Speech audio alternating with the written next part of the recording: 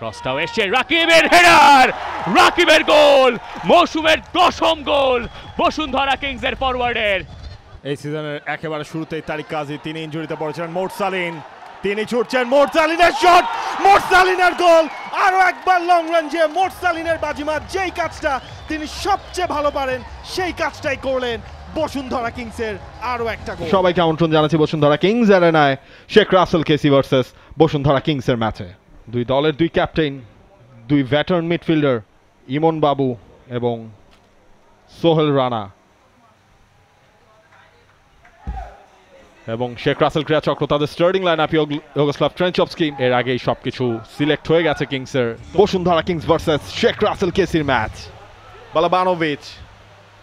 বালাবানোভিচের সামনে বাড়ানো বল, মনির, তিনি পেনাল্টি এর ভেতর ঢুকে পড়েছেন, একটা কাটব্যাকও করলেন।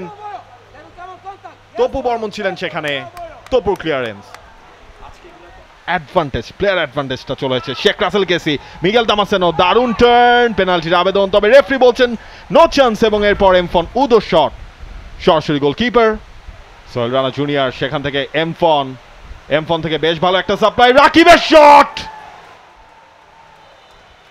তুষারের সেভ, রিফ্লেকশনে সুযোগটা এসেছিল।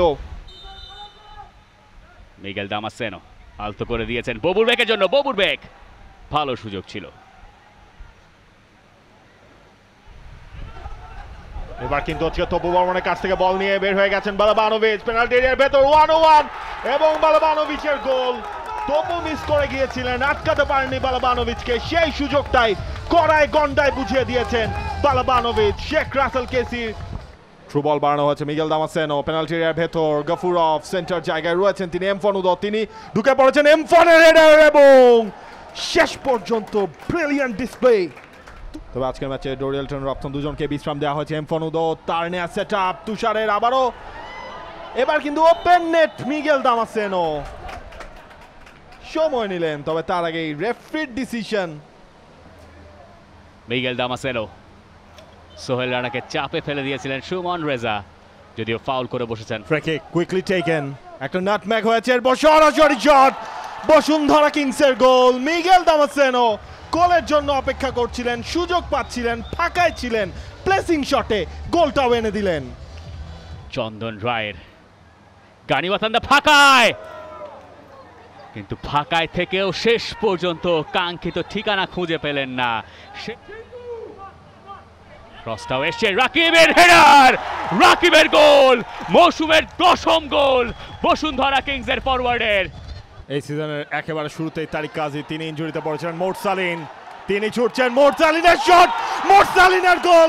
আরো একবার লং রেঞ্জে মোরসালিনের বাজিমাত, যেই কাজটা তিনি সবচেয়ে ভালো পারেন সেই কাজটাই করলেন বসুন্ধরা কিংসের আরো একটা গোল।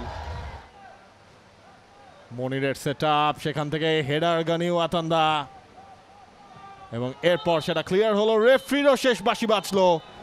বসুন্ধরা কিংস পিছিয়ে ছিল, ফার্স্ট হাফটা শেষ হয়েছিল 1-0 গোলে পিছিয়ে থাকায়। এরপর সেকেন্ড হাফে দারুণ প্রত্যাবর্তন করেছে তারা। প্রথমে মিগেল দামাসেনো গোল করেছেন 47 মিনিটে, এরপরে রাকিব তার মৌসুমের 10ম গোলটা করেছেন, আর একেবারে শেষে গিয়ে, শেষেও নয়, তার বেশ খানিকটা আগেই বক্সের বাইরে থেকে মোরসালিন করেছেন তৃতীয় গোলটা, এবং তাতেই 3-1 গোলে জিতে বসুন্ধরা কিংস শেষ করলো তাদের মৌসুম। For more updates, subscribe to our YouTube channel and click on the bell icon. Follow us on Facebook and Instagram. Download T-Sports app to enjoy exciting games and highlights. Visit tsports.com.